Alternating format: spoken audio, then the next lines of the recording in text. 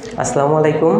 শতদল computer training centre থেকে আপনাদের সবাইকে স্বাগতম। আজকে আমরা বাংলাদেশের সংবিধানের সংক্ষিপ্ত কিছু আলোচনা করব।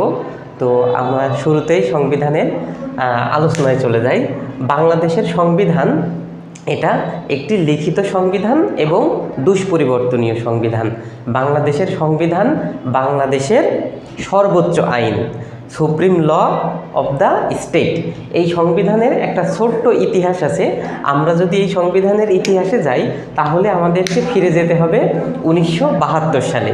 যে 1972 সালের পর থেকে বর্তমান সময় পর্যন্ত বাংলাদেশের সংবিধানের আমরা প্রণয়নের ইতিহাস, সংবিধানের ভাগ, সংবিধানে কয়টা আর্টিকেল বা অনুচ্ছেদ আছে, এবং ফাইনালি বাংলাদেশের সংবিধান একটি লিখিত এবং দুষ্পরিবর্তনীয় হওয়া সত্ত্বেও এখন পর্যন্ত মোট বাংলাদেশের সংবিধান 17 বার সংশোধন করা হয়েছে।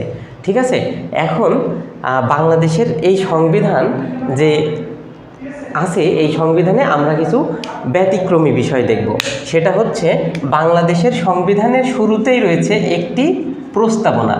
বাংলাদেশের সংবিধানের শুরুতে রয়েছে একটি প্রস্তাবনা, এবং এই প্রস্তাবনার পরে বাংলাদেশের সংবিধান আমরা একটু সংখ্যাতাত্ত্বিকভাবে দেখি। 2 দিয়ে যদি আমরা হিসাব করি তাহলে বাংলাদেশের সংবিধানটি 2টি ভাষায় রচিত, অর্থাৎ একটা হচ্ছে বাংলা আর একটা হচ্ছে ইংরেজি। একটা হচ্ছে বাংলা অর্থাৎ বাংলাতে রচিত, আর একটা হচ্ছে ইংরেজিতে রচিত। এখন এই সংবিধানের আমাদের রাষ্ট্র পরিচালনার মূলনীতি, আমাদের রাষ্ট্র পরিচালনার মূলনীতি আছে কয়টি? 4টি। বাংলাদেশের রাষ্ট্র পরিচালনার মূলনীতি সংবিধান অনুযায়ী আছে 4টি।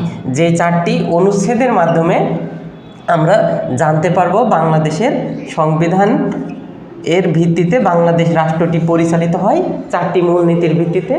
একটা হচ্ছে জাতীয়তাবাদ, সমাজতন্ত্র, গণতন্ত্র এবং ধর্মনিরপেক্ষতা। পরবর্তীতে আমরা যদি যাই, বাংলাদেশের সংবিধানে কয়টি অনুচ্ছেদ, কয়টি পার্ট বা ভাগ আছে? বাংলাদেশের সংবিধানে 11টি ভাগ আছে। অর্থাৎ বাংলাদেশের সংবিধান কয়টি ভাগে বিভক্ত? 11টি ভাগে বিভক্ত। এরপর আমরা যদি যাই, বাংলাদেশের সংবিধানে কয়টি অনুচ্ছেদ আছে? খুবই গুরুত্বপূর্ণ একটি প্রশ্ন। সেটা হচ্ছে 153টি অনুচ্ছেদ আছে বাংলাদেশ সংবিধানে।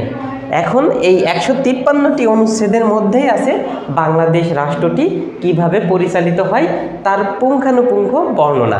সুতরাং আমরা পরবর্তী কোনো আলোচনায় আমরা সম্পূর্ণভাবে বাংলাদেশের সংবিধান আপনাদের মাধ্যমে তুলে ধরব, এবং আপনাদের আজকের এই ভিডিওটি দেখার জন্য অসংখ্য ধন্যবাদ।